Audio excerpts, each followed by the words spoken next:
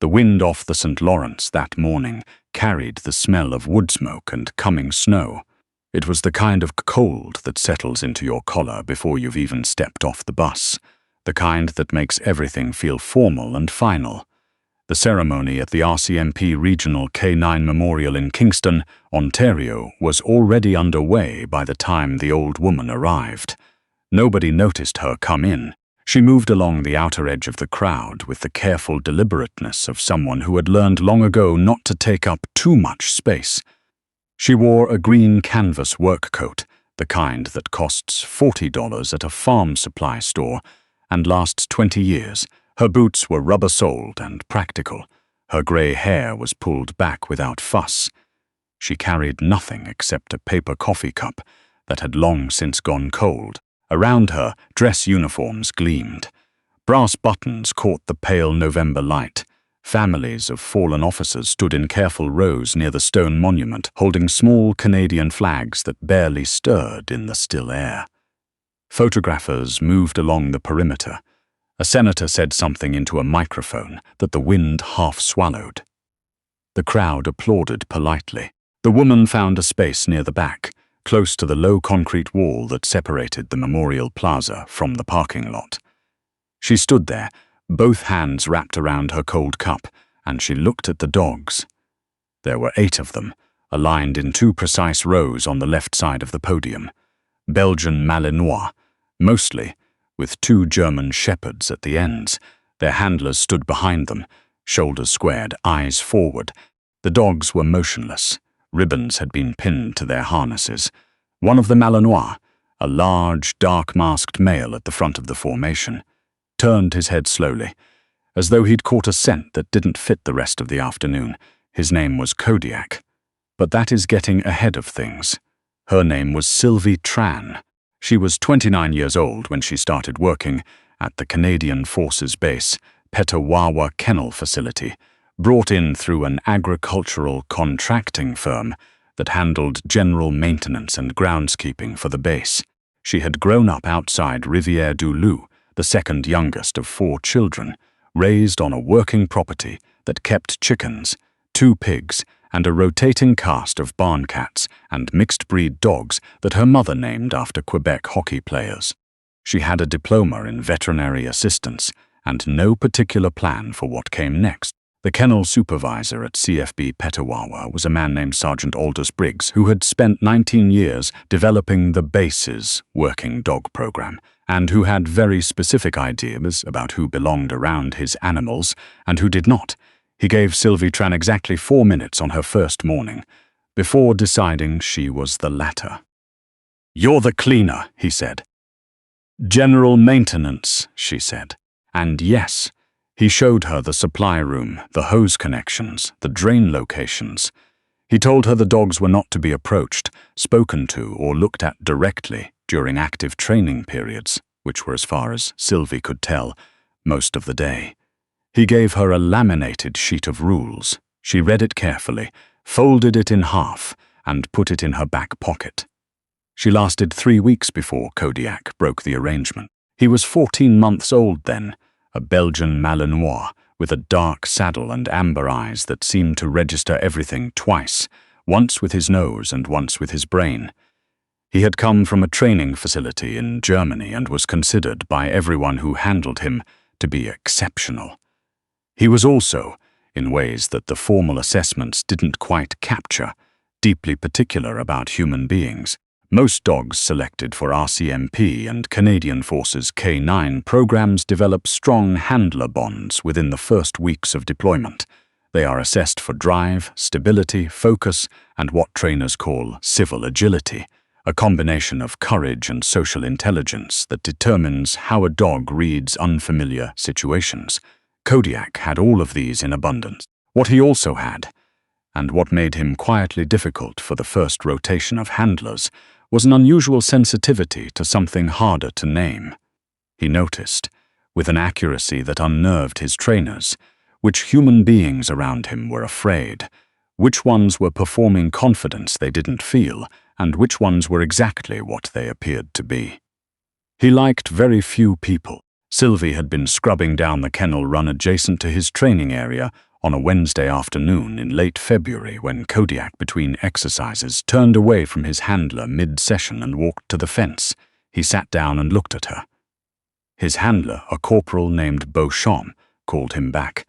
Kodiak did not move. Beauchamp called again. The dog's attention did not shift. Sylvie set down her brush and looked back at him. "You done?" she said, the way you'd say it to anyone who'd been staring long enough. Kodiak made a sound, low in his throat. Something else.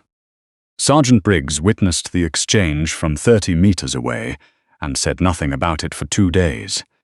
On the third day, he appeared beside Sylvie while she was refilling water buckets and told her, without preamble, that she was going to assist with the afternoon conditioning sessions. She was not to give commands. She was not to reward or correct the animals. She was only to be present. "Why?" she asked. He looked at her for a moment. "Because Kodiak won't work properly unless you're somewhere he can see you," he said, "and I need him to work." It started that way, functionally, practically, with no ceremony. Sylvie would position herself at the edge of the training area, and Kodiak would glance at her before each new exercise, then go. It was a small thing, a behavioral quirk in an otherwise extraordinary animal. Nobody thought much of it at the time. But small things have a way of growing. Over the following 18 months, Sylvie Tran became something the kennel facility had not previously had a category for. She was not a handler. She held no military rank, no formal canine certification. She was not a trainer, not in the official sense. Sergeant Briggs eventually stopped trying to describe her role and simply said, when anyone asked, that she worked with the dogs. She did. She worked with all of them, but most particularly with the 4 who would eventually become the ones people in the program talked about in lowered voices: Kodiak, Crest, Ajax, and Wren. They were not related, not from the same breeding line, and had come through the program at different points. What they had in common was that they had each, at some point in their early training, stalled. A dog that stalls in canine selection, that shows unusual hesitation, refusal, or what evaluators term environmental avoidance, is typically recycled out of the program. Sylvie had asked Sergeant Briggs on 4 separate occasions to let her spend time with them before the decision was made. Briggs, who was not a man inclined toward sentimentality, said yes each time. He said yes because he watched what happened, and what happened was difficult to argue with. Crest had been shut down by a loud, sustained siren during a vehicle search exercise. He'd flattened, refused to move, and shown handler aggression when pushed. Sylvie spent 6 evenings with him in a quiet area of the kennel yard, doing nothing in particular. Sitting on the ground, letting him move at his own pace, occasionally putting her hand flat on the grass near him and leaving it there. On the 7th evening, he lay down with his chin on her knee. Within 3 weeks, he was back in active assessment. Ajax had a different problem. He was technically flawless. Recalls, searches, article indication, all of it clean, but he shut down emotionally in scenarios involving crowds. His body would go rigid, his focus would collapse. Sylvie observed 2 of these sessions and then asked to try something. She brought him into a simulated crowd scenario early in the morning, when the rest of the facility was quiet, and she walked through it with him for 40 minutes without asking anything of him. She just walked. He stayed at her left side the entire time, and when it was over, he shook himself, the way dogs do after rain, and looked at her with an expression that Sergeant Briggs, watching from the edge of the field, later described as businesslike. Wren was the smallest and the most complicated. She had been flagged for what her evaluator called unpredictable redirected aggression. She had bitten her handler twice during high-stress scenarios, clean bites, not explosive but enough. She was 2 sessions from being pulled from the program when Sylvie asked Briggs to let her work with the dog solo for a week. He'd told her she was going to get bitten. She said did not get bitten. Nobody could fully explain why. These 4 dogs, Kodiak, Crest, Ajax, and Wren, went on to become program graduates. They were deployed over the following years to RCMP detachments and one Canadian Forces unit.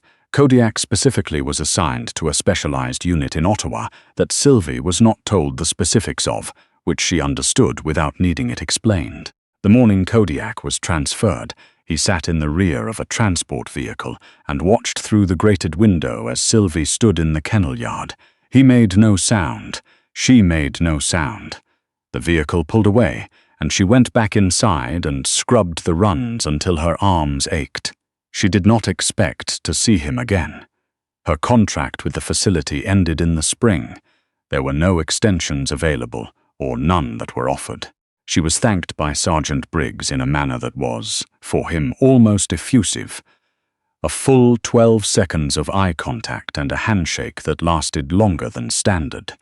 She was given a card signed by the kennel staff and a gift card to a feed supply store, which she used, because she had started keeping chickens by then. She moved back to Quebec, to a small property outside Temiskaming that she rented with 2 months' savings and a short-term loan. She took work where she found it. Veterinary assistance at a small clinic in town 3 days a week, some seasonal agricultural labor, some weekend work at a dog rescue organization in North Bay that she drove 3 hours each way to reach. She built a life that was quiet and not unhappy, though it had the particular quality of a life in which something central has been removed and the surrounding material has closed over the gap without quite filling it. She did not talk about the years at Petawawa much. People who knew her knew she had worked with military dogs, but the details were not something she offered. She followed the Canadian Forces K9 program from a distance, through public reports and the occasional RCMP news release. She noted, in November of the year that Kodiak would have been 7, that a dog matching his description, dark saddle Malinois, operational history in the capital region, had been awarded a service commendation at a ceremony in Kingston. She looked at the date. She had a shift at the veterinary clinic that day, which she asked Dr. Fontaine to cover. He said fine without asking why, because Dr. Fontaine was that kind of person. She drove 6 hours on the Friday, slept in her car at a rest stop north of Brockville, and arrived in Kingston at 7:15 in the morning, 90 minutes before the ceremony was scheduled to begin. She did not have a ticket. The ceremony was open to the public. She bought a coffee at a Tim Hortons on the way to the memorial site, and she stood at the back of the gathering crowd, and she looked at the dogs. The ceremony moved through its prescribed stages. There were remarks from the Kingston mayor, who spoke at appropriate length. There were remarks from an RCMP deputy commissioner, who spoke at greater length. There was a moment of silence for the 4 dogs and 2 human officers whose names were being added to the memorial that year. A color guard presented the flag. A lone piper played the lament, which moved through the cold air and into everyone present and did not leave. The K9 unit was scheduled to perform a brief demonstration following the ceremony, a show of obedience and specialized skills for the families and dignitaries in attendance. This portion had been organized by Corporal Ines Belanger, the unit's senior handler, who had spent 3 months drilling the dogs for the occasion, and who ran an extremely tight operation. The dogs had been impeccable all morning. At the conclusion of the formal remarks, as the crowd shifted and refreshments were brought out, and the atmosphere relaxed from solemn to commemorative to the demonstration area, the K9 unit was moved to the demonstration area. Corporal Belanger took her position. Her 7 dogs were arrayed beside their individual handlers, sitting, waiting, and then Kodiak's head came up. It was not dramatic at first. He raised his muzzle and turned it, a slow, methodical quarter turn that experienced observers would have recognized as a deep scent acquisition. The movement was subtle enough that his handler, Constable Raymond Gilles, didn't notice it. He was checking his earpiece. The dark-masked Malinois at the back of the formation, a younger female named Sable, also lifted her nose a half-second after Kodiak. Then Ajax, transferred 18 months prior to the Kingston Division, who had been sitting perfectly still. Constable Gilles noticed. "Code," he said, using the dog's shortened call name. Sit. Kodiak sat for exactly 4 seconds. Then he stood, turned 90 degrees away from the formation, and began moving toward the back of the plaza with the focused, ground-eating trot of a dog that has located something it is absolutely certain of. What happened next was the thing that people who were present described for months afterward, always slightly expression. A combination of bewilderment and something else that was harder to name. Ajax broke from his handler, then Sable, then a shepherd named Brax, a newer graduate who had never been near Petawawa, who could not by any logic have recognized anything about the grey-haired woman in the green work coat standing near the concrete wall. And yet he went, and then 2 more, Briar and Tyos, both Malinois, both pulling hard from the moment their leads went slack.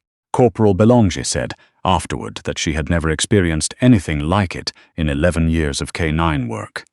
6 dogs from 6 different deployments, 4 different handlers, breaking from a formal formation simultaneously and moving in the same direction with the same purpose. She said the word she kept coming back to was organized, as though they had agreed on it. Constable Giles, younger and less experienced, simply let his lead go. The crowd parted, uncertain. Several children were lifted by parents. A photographer raised her camera, then lowered it, then raised it again. Sylvie Tran did not move.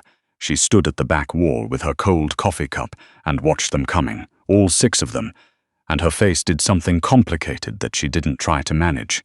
Kodiak reached her first. He did not jump. That was not his way. He walked directly up to her and pressed the full length of his body against her leg and went still. Then Ajax arrived and did the same from the other side, and she was briefly in the center of a ring of Malinois and shepherds, all of them pressing against her or sitting at her feet, and the noise from the crowd had gone completely quiet. She set the coffee cup on the wall. She put both hands on Kodiak's face. "Hey," she said. "Hey, you." He made the sound she remembered, the one that wasn't a growl, the one she had never found the right word for. Low, sustained, private. She pressed her forehead briefly against the top of his head, and he didn't move away. Corporal Belanger reached her about 45 seconds later, not quite running, moving with the controlled urgency of a professional managing an unexpected situation in public. "I'm sorry," she said, and it was not clear what she was apologizing for. "Are you? Can I ask who you are?" "Sylvie Tran," Sylvie said. She did not look up immediately. She was still kneeling. She had gone to her knees without deciding to, with one hand on Kodiak's neck. "I worked with some of these dogs. At Petawawa, years ago." Belanger looked at her. Then she looked at Ajax, who had placed his muzzle on Sylvie's shoulder and showed absolutely no inclination to move. Then she looked at Kodiak, who was doing something she had not seen him do. With any human being in 2 years of working alongside him, he was leaning. Fully and simply leaning, his flank against her arm, the way dogs lean on people they trust without reservation. "Petawawa," Belanger said carefully. "What years?" Sylvie told her. Belanger did some mental arithmetic, checking the timeline against what she knew of Kodiak's pre-deployment history, Ajax's remediation records, the file notes she'd read when the dogs were transferred to her unit. "You're the contractor," she said slowly. "General maintenance," Sylvie said. "And yes." Belanger was quiet for a moment. Around them, the crowd had settled into a watchful stillness. Photographers had reappeared. Someone had begun to film on a phone. The deputy commissioner, who had come over from the refreshment table, stood nearby with a cup of tea and said nothing, watching. "These dogs have some of the best assessment scores in the regional unit," Belanger said. "Kodiak's trauma recovery profile is, the evaluators asked us to write it up. For the national training document, He just needed time," Sylvie said. "He just needed time," Sylvie said. "And someone who wasn't asking him for anything." What came out in the weeks that followed, in pieces, as people who had been at the ceremony talked to people who hadn't been, was a history that Sylvie had never sought to publicize, and that the Canadian forces had no particular reason to highlight. The contractor who had spent 18 months working with dogs that the program was prepared to discard. The 4 animals, now 6, counting the ones transferred later to Kingston, who had been trained partly by dogs that Sylvie had stabilized, who had gone on to operational careers that were, in the careful language of the official reports, above expectation. The deputy commissioner, whose name was Marilyn Cartwright, sought Sylvie out before she left the memorial that afternoon. She had done some quick background checking with her communications team, enough to have a broad understanding of what she was looking at. "You didn't apply for certification?" she asked. "At any point?" "I looked into it," Sylvie said. "The pathway requires military enrollment or existing RCMP status. I didn't have either." She was a practical woman, not given to theatrical gestures, and what she offered was not theatrical. She told Sylvie that the RCMP's National Canine Center had recently created a new category of civilian specialist advisor. It had been quietly in development for a year and had not yet been filled. The role was consultative. It involved assessment of problem dogs, input on remediation protocols, and occasional participation in training sessions. It was not, she said, what Sylvie deserved. She said that plainly, without softening it. What Sylvie deserved was the years back. That was not on offer. What was on offer was the work. Sylvie looked at Kodiak, who had not left her side in the past 2 hours, and who was at that moment sitting at her left with the absolute attention he brought to everything, both present and alert, and in some way she had always found impossible to describe, grateful. "When would I start?" she said. Corporal Belanger put Sylvie through the unofficial version of a meet and greet with the rest of the Kingston unit before the afternoon ended. She introduced her to Brax's handler first. Constable Yolanda Ferreira, 26 years old and deeply unimpressed by almost everything, who watched Brax walk directly to Sylvie and press his forehead against her palm and decided, on the spot, that she had been trying too hard with him. She introduced her to the handler for Briar, a quiet officer named Constable Thibault, who said, "The file said you were maintenance staff," in a tone that was more statement than accusation, and then shook her hand with both of his. The photographers who had been at the ceremony filed 3 images. 2 showed the crowd watching. One showed Sylvie Tran kneeling on the cold plaza stone, 6 dogs arranged around her in a loose circle, her forehead against Kodiak's, both of them entirely still. That photograph was the one that moved. It appeared first on the RCMP regional social media account, which posted it without caption, and the internet did what the internet does. It asked questions, then answered them again incorrectly. Then slowly, through accumulation, arrived at something close to the truth. It was shared by people who had dogs, by people who had worked jobs nobody named right, by people who recognized in that image something about loyalty that is not diminished by going unacknowledged, and something about memory that is not diminished by time, and something about what it means when a creature that has no mechanism for pretending decides, without any prompting, to show you exactly what you are to them. The photograph was shared by people in Kingston, in Ottawa, in Rivière-du-Loup, in North Bay, in small towns along the St. Lawrence that Sylvie had never visited. It was shared by people who had never heard of the Canadian Forces K9 program, who did not know a Malinois from a shepherd, who simply looked at the image and felt something they couldn't immediately name and shared it anyway, because some things communicate directly, below language, in a register that requires no translation. The drive back to Temiskaming was 6 hours. Sylvie made it in 2 legs, stopping at the same rest area north of Brockville, this time going inside for a sandwich and bad coffee, and sitting at a plastic table near the window for 20 minutes while the transport trucks rolled past on the 401. She thought about Sergeant Briggs, who had retired 3 years ago. She thought about Corporal Beauchamp, who had moved to a civilian role in BC. She thought about the 6 weeks she had spent with Wren in that quiet corner of the training yard, the way the dog had eventually fallen asleep with her muzzle on Sylvie's boot while Sylvie sat still and waited. She thought about Kodiak's face that morning when she'd pressed her forehead to his.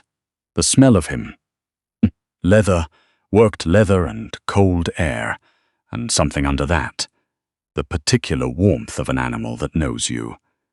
She finished her coffee. She drove the rest of the way home in the dark, arriving just before midnight, the gravel crunch of her driveway alerting the chickens, who made small, settled sounds and went quiet again. She sat in the car for a minute with the engine off. 6 dogs in formation, well-trained, well-disciplined, performing in front of dignitaries and cameras and the families of fallen officers. 6 dogs that had every reason to stay exactly where they were told. And then one of them caught a scent off the cold St. Lawrence wind and turned his head, and the certainty in him was so complete, so unqualified, that it moved through the others like a current. And none of them hesitated, and none of them looked back, and the entire formation came apart in the best possible way. She had not told them to remember. She had not asked anything of them. She had simply been exactly what she was. Every day she was with them. And it turned out that was enough. It turned out that was the thing they had been carrying all along, through transfers and deployments and years and distance, some stored knowledge of a person who had sat on the ground next to them when they had nothing left to give and asked for nothing in return. She got out of the car. She went inside. She put the kettle on. In 3 weeks she would drive to Ottawa for her first day as a civilian specialist advisor to the RCMP National Canine Centre, and Kodiak would be there, and he would do exactly what he'd done at the memorial, walk directly to her left side, press his flank against her leg, and wait. For now, the kettle boiled. The chickens were quiet. Snow had begun to fall on the Temiskaming property, soft and indifferent, covering everything equally, the way it always does in Quebec in November, without regard for what has been earned or lost or found again.